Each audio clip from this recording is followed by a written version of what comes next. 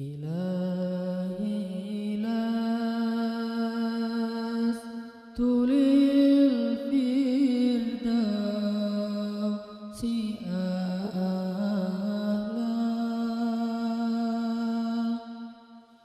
ولا أقوى على النار الجحيم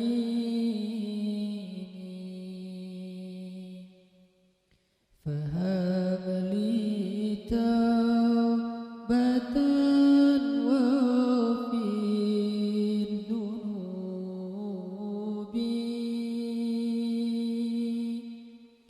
فإنك غافر الذنب العظيم. Teman-teman sekalian, bait-bait kasidah itu ditulis dan dirangkai oleh para ulama adalah tentang pengakuan dosa seorang hamba.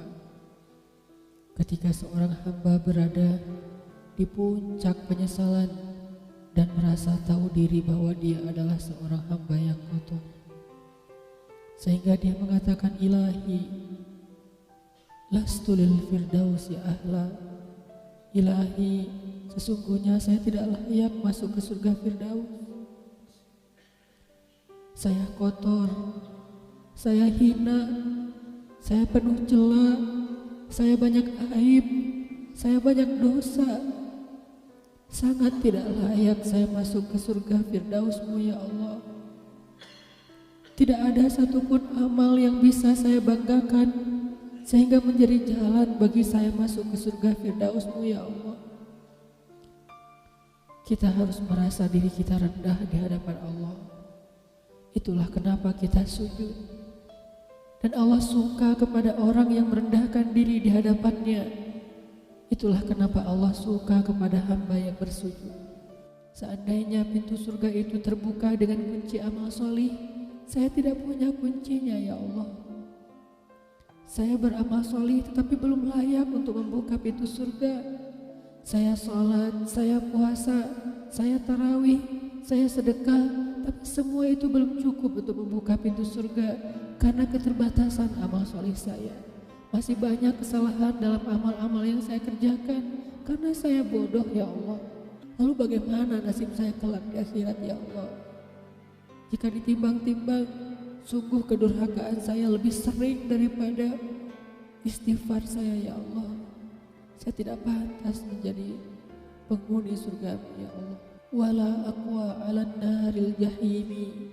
Tetapi saya juga tidak akan kuat dengan azab neraka jahim-Mu ya Allah. Karena sesungguhnya tidak ada satupun dari makhluk-Mu yang sanggup merasakan azab neraka. Semuanya takut kepada neraka-Mu ya Allah. Jangankan 1 tahun, jangankan 1 bulan, jangankan 1 hari, sedetik pun tidak akan sanggup ya Allah. Karena saya mendengar sesungguhnya Rasulullah SAW bersabda, azab yang paling ringan bagi penduduk neraka adalah dipakaikan baginya sendal terompah dari api yang membakar kakinya sampai mendidihkan kepalanya. Itulah azab yang paling ringan di neraka untuk orang yang paling ringan berbuat dosa. Bagaimana dengan saya ya Allah? Dosa saya banyak, saya pernah durhaka kepada ibu bapak saya. Itu saja sudah cukup bagi saya mendapatkan azab yang lebih besar di neraka, dan saya tidak sanggup ya Allah. Saya pernah durhaka kepada ibu saya marahi ibu saya karena satu kesalahan. Padahal saya lebih sering berbuat salah dibandingkan ibu saya. Tapi ibu memaafkan saya. Ketika di waktu kecil saya memecahkan barang-barang ibu saya memungut barang-barang itu sambil tersenyum, membelai kepala saya, mengatakan nasihat-nasihat yang baik. Sama sekali ibu saya tidak marah kepada saya saat itu.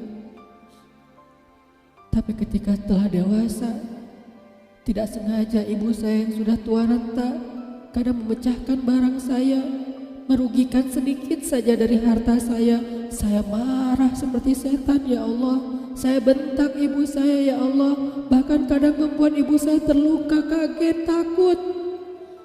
Pantaskah seorang ibu merasa takut terhadap anak yang dia kandung 9 bulan, yang dia lahirkan dengan taruhan nyawa, yang dia susui dengan darah dagingnya, yang dia didik, dia jaga, yang dia berjaga di malam hari tidak tertidur demi untuk menjaga anaknya dari seekor gigitan nyamuk?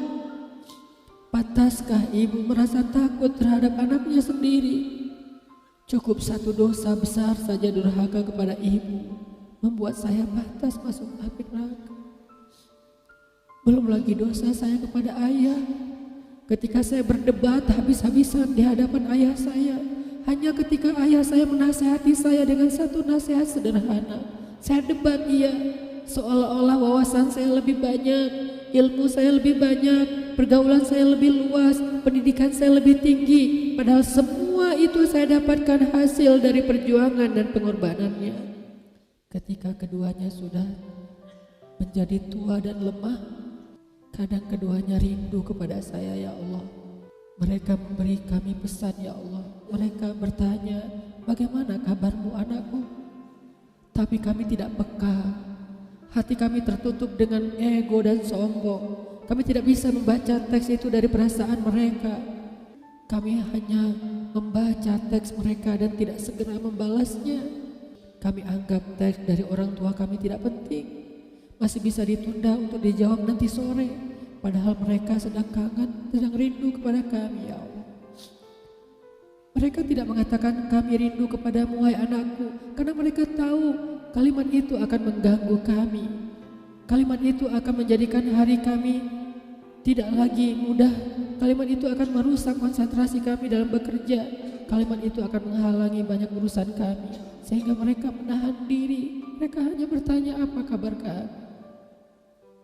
Lalu kapan kami berbakti kepada mereka, ya Allah? Sampai seusia ini kami masih merepotkan mereka, ya Allah. Kapan kami akan berbakti kepada mereka?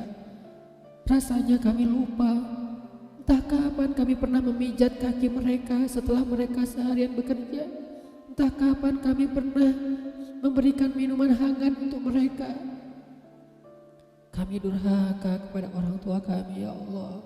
Bahkan setelah mereka wafat, kami lupa mendoakan mereka di dalam sholat kami. Harusnya kami disiksa di api neraka, tetapi kami tidak kuat, ya Allah. Belum lagi kedurhakaan kami yang lain, dosa-dosa besar kami yang lain. Kami pernah bermaksiat kepadamu diam-diam, ya Allah. Kami pernah berbuat dosa diam-diam, dan padahal kami tahu itu dosa besar. Tapi kami tidak peduli. Kami tidak takut kepadamu, seolah-olah ancamanmu itu hanyalah mitos, seolah-olah ancamanmu itu hanyalah fiktif, seolah-olah apa yang kau firmankan di dalam Al-Quran itu tidak benar-benar ada. Kami sombong, menantangmu dengan berbuat dosa. Banyak dosa yang kami tidak bisa menyebutkan satu persatu, ya Allah. Keluh lidah kami untuk menyebutkan dosa-dosa kami, ya Allah. Malu untuk menyebutkan dosa-dosa kami, ya Allah. Tidak ada yang bisa kami harapkan darimu selain Engkau terima taubat kami, ya Allah. Fahabli taubatan, beri kami taubat yang nasuha, ya Allah. Terima taubat kami, ya Allah. Kami belum berani meminta surgamu, kami juga tidak akan kuat dengan nerakamu. Kami meminta terimalah taubat kami, penyesalan kami, janji kami untuk kembali kepadamu, memperbaiki diri. Teman-teman sekalian, mari kita baca bait itu dengan penyesalan. Kita baca bait itu seolah-olah kita sedang curhat kepada Allah Subhanahu wa taala.